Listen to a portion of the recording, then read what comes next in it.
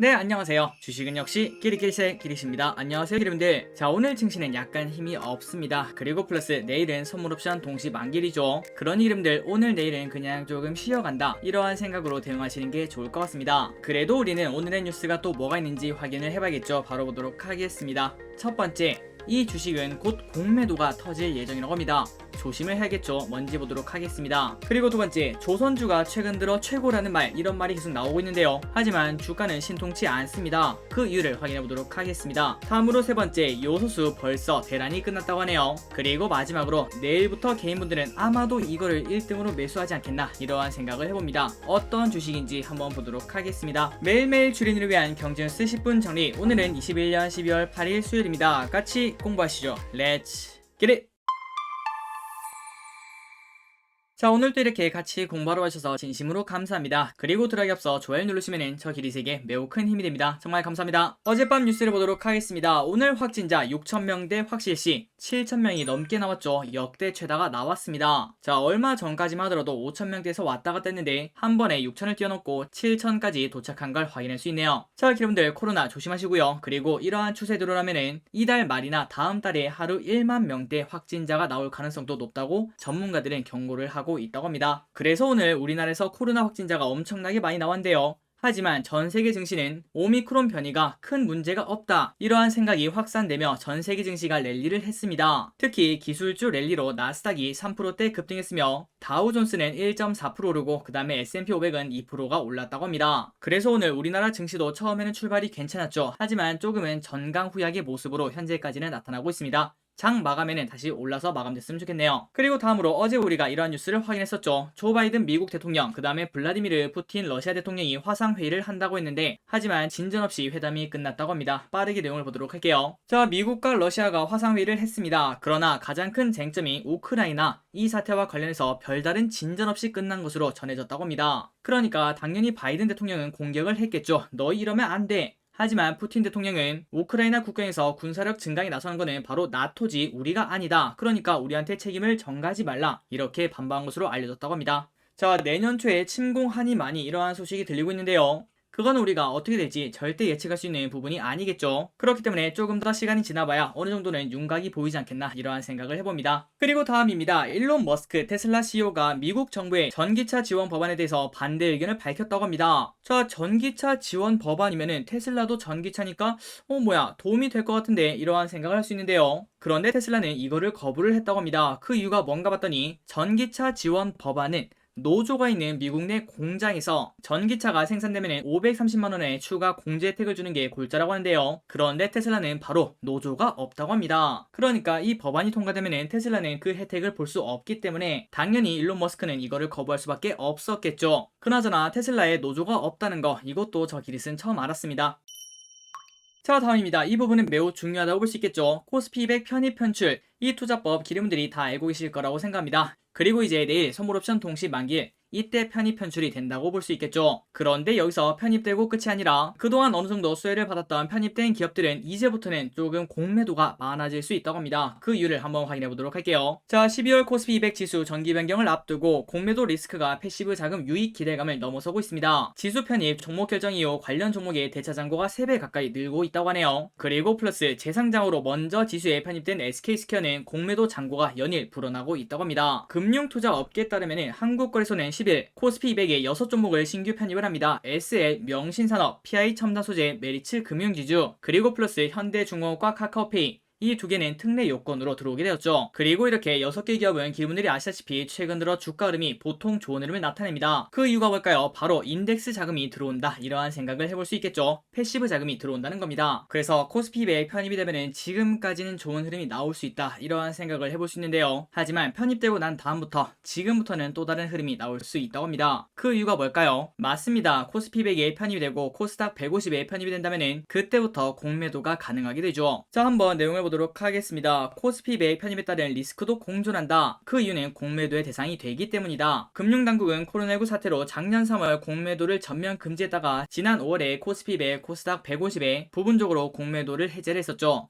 그런데 이게 정말 아이러니하게도 편입이 되는 기업들은 그 전까지는 패시브 자금이 들어와서 주가가 오를 수 있겠지만, 하지만 그 다음부터는 공매도에게 노출이 되기 때문에 오히려 지금부터는 주가가 빠질 수도 있다고 합니다. 그리고 그 증거도 현재 나오고 있다고 하는데요. 최근 대차 거래 추이를 고려하면 공매도 우려는 계속 커지고 있는 것으로 관측이 됩니다. 참고로 대차 거래가 뭔가 봤더니 공매도를 치려면 주식을 빌려야 되지 않겠습니까? 그 주식을 빌리는 게 대차 거래라고 생각하시면 될 것 같습니다. 그러니까 대차 거래가 늘어나면 공매도가 늘어나고, 공매도가 줄어들면 대차 거래가 줄어드는 그러한 현상이 나타날 수밖에 없다는 거겠죠. 그래서 결국 차트를 보면 이러한 흐름이 나타난다고 합니다. 코스피 매 편입 종목이 이렇게 6가지가 있는데요. SL, 명신산업, PI 첨단소재, 메리츠금융, 현대중공업, 카카오페이, 이 6개 전부 다 시간이 흐를수록 대차 잔고가 늘어나고 있습니다. 그리고 이 물량들은 전부 다 공매도로 바뀔 수 있다는 거겠죠. 그리고 특히 기리분들이 이 6가지 기업을 봤을 때, 야, 최근 들어 주가가 좀 많이 올랐다, 그러한 생각이 든다면은 시간이 흐를수록 공매도의 공격을 받을 확률이 매우 높다라고도 생각을 해볼 수 있겠죠. 그러니 기분들 중에서 이 6가지를 가지고 있다면은 이 부분도 참고하시면 좋을 것 같습니다. 그리고 플러스 한 가지를 더 생각할 수 있겠죠. 편입되는 기업이 있었으니까 당연히 편출되는 기업도 있습니다.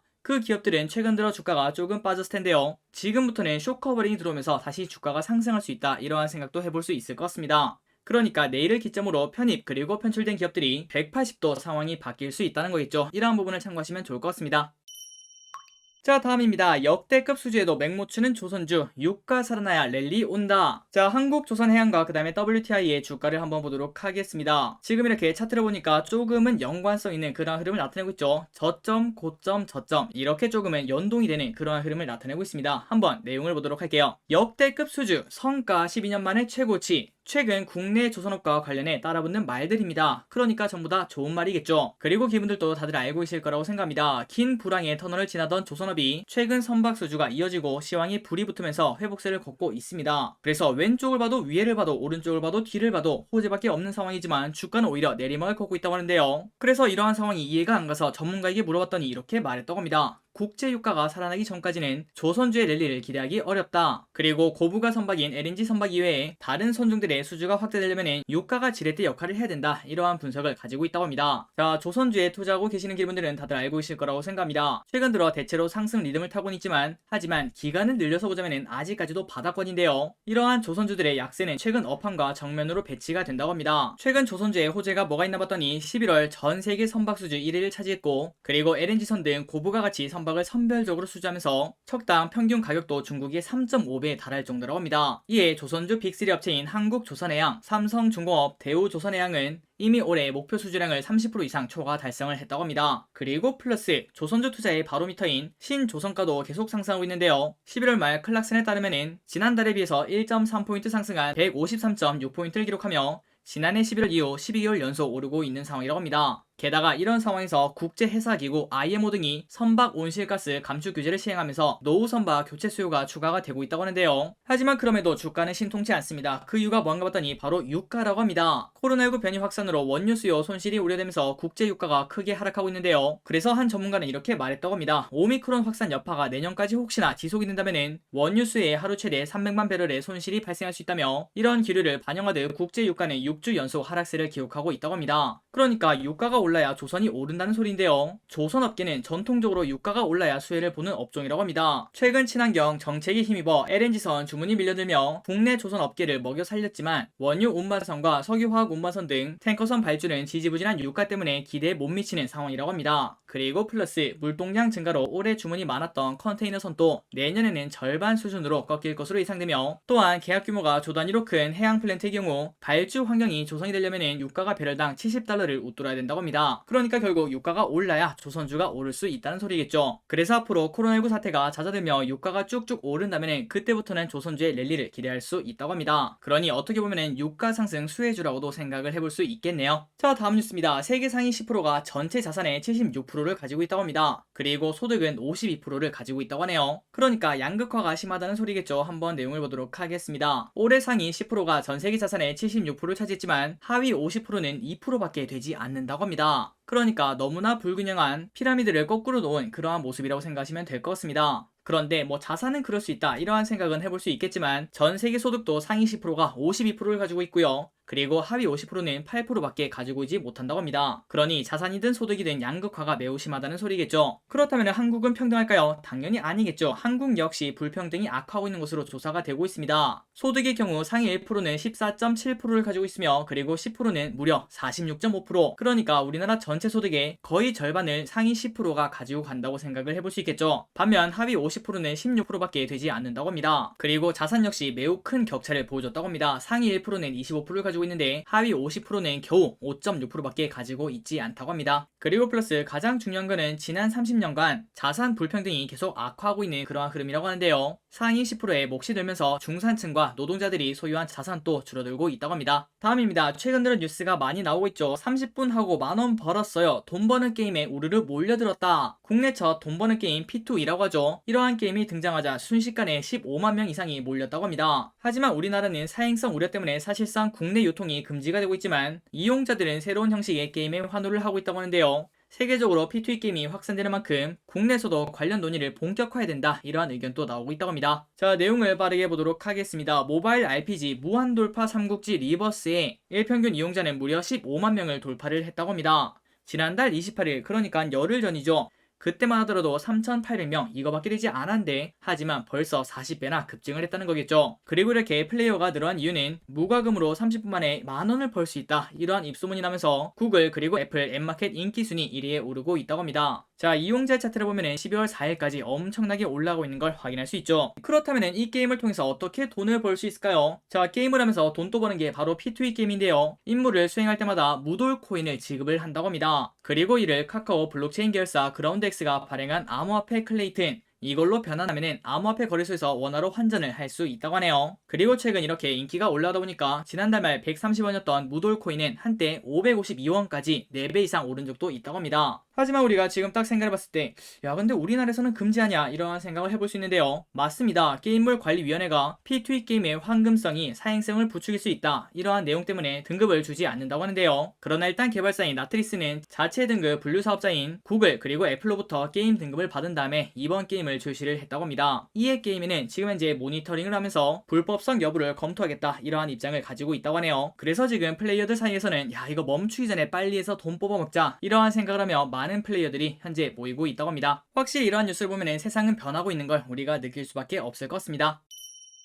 다음입니다. 요소수 대란 이제 끝났다. 이제 온라인에서 구매하세요. 디젤 자동차 올스톱 위기론까지 몰고 온 요소수 대란이 사실상 끝난 모습을 보여주고 있습니다. 거점 주유소 판매로 한정되었던 요소수 구입이 이제는 온라인에서도 가능해졌으며, 다만 인당 구매 물량은 하루 한 차례 20리터로 제한이 된다고 합니다. 어쨌든 이 정도만 해도 급한 불은 껐다고 생각을 해볼 수 있겠죠. 처음에는 야 이거 진짜 다 멈추는 거 아닌가, 그러한 생각을 했는데 잘 마무리가 되어서 정말 다행입니다. 다음입니다. 아마도 많은 기분들이 기다리고 계실 것 같아요. 그리고 저 기릿은 이번 주 내에 이 LG 에너지 솔루션 한번 공부해서 다른 영상을 올려드리도록 하겠습니다. 자, 빠르게 관련 내용을 보도록 하겠습니다. LG 에너지 솔루션 희망 공모 25만에서 30만원. LG에솔은 7일 금융감독원에 상장 계획을 담은 증권 신고서를 제출했습니다. 희망 공모가는 25만 7천원에서 30만원인데요. 그래서 공모 규모는 10조에서 12조 7,500억 정도가 된다고 합니다. 이는 2010년 삼성생명 4조 8천억을 넘어서 사상 최대 공모 규모 기록을 새로 쓴다고 하는데요. 다음 달 기관 투자자 수요예측과 일반 청약을 거쳐 유가증권 시장에 상장할 예정이라고 합니다. 그래서 아마도 많은 기분들이 아 이거 되어지 이 정도 생각하실 것 같은데요. 하지만 어느 정도 되어인지는 잘 모르실 것 같습니다. 시가총액 보시면 아마 깜짝 놀라실 것 같은데요. 자, LG 에너지 솔루션의 공모 직후 시가총액은 최대 70조 2천억이라고 합니다.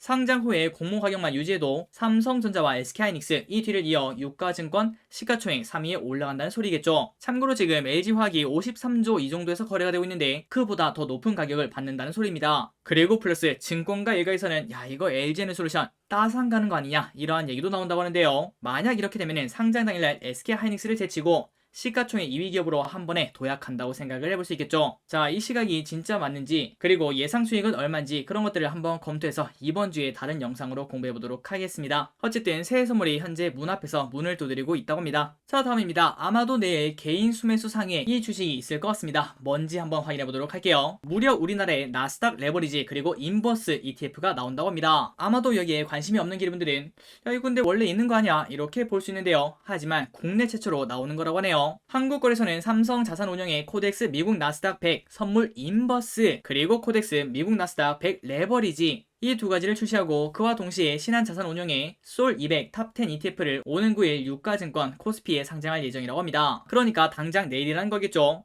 자, 여러분들이 알고 계실 거라고 생각합니다. 인버스가 뭐죠? 맞습니다. 하락에 베팅하는 거죠. 나스닥이 떨어지면 돈을 버는 상품이라고 생각하시면 될 것 같습니다. 그리고 플러스 레버리지가 뭐죠? 미국 나스닥이 1% 오르면 2% 먹는 상품이라고 생각을 해볼 수 있겠죠. 자, 이때까지는 여기에 관련된 상품을 사려면은 미국에서 직접 사야 되기 때문에 환전을 해야 되고 그러한 번거로움이 있었는데, 그런데 이제부터는 한국에서 그냥 간단하게 클릭 몇 번에 살 수 있다고 합니다. 아마도 정말 많은 개미분들이 엄청난 매수를 하지 않겠나, 이러한 생각을 해볼 수 있겠네요. 자, 다음 뉴스입니다. 지난 설보다 15일 빨라졌다. 롯데마트 설 선물 사전 예약 시작. 어느덧 시간이 이렇게 되었습니다. 벌써 설날이 코앞이라고 합니다. 자, 롯데마트는 9일부터 내년 1월 19일까지 전국 매장에서 설 선물 세트 사전 예약 판매를 진행을 한다고 하네요. 그나저나 이 뉴스를 보니까 21년 또 이제 끝나가는구나, 이러한 생각이 듭니다. 자, 여러분들 21년이 처음 시작했을 때 여러가지 계획을 짜지 않았겠습니까? 그 계획들을 전부 다 이룰 수 있는 그러한 한 해가 될 수 있었으면 좋겠습니다. 다음으로 오늘의 기업 한 가지만 보고 끝내보도록 하겠습니다. 이녹스 첨단 소재 목표 주가 5만원에서 6만원으로 상향. IBK 투자증권은 이녹스 첨단 소재에서 목표 주가를 5만원에서 6만원으로 올렸습니다. 7일 종가는 46,950원이라고 하네요. 최근 들어 OLED TV 시장이 성장을 하고 있습니다. 그에 따라 이 이녹스 첨단 소재가 수혜를 볼 수 있으며 올해 4분기 사상 최대 실적도 기대가 된다고 합니다. 게다가 폴드 시장에 진입을 하고 향후 추가 성장 동력을 확보한 것으로 판단돼 현재 주가는 실적 대비 저평가 국면이라고 평가를 한다고 하네요. 그래서 이녹스 첨단 소재의 주봉을 보도록 하겠습니다. 슬금슬금 계속 올라가는 우상향 차트라고 볼 수 있겠죠. 그리고 목표가까지는 아직까지 30% 넘게 여력이 남아있습니다. 한번 여러분들 공부를 해보시면 좋을 것 같습니다. 오늘의 경제뉴스 여기까지 끝났습니다. 항상 같이 공부해주셔서 진심으로 감사합니다. 지금까지 기대셨습니다. 빠이요.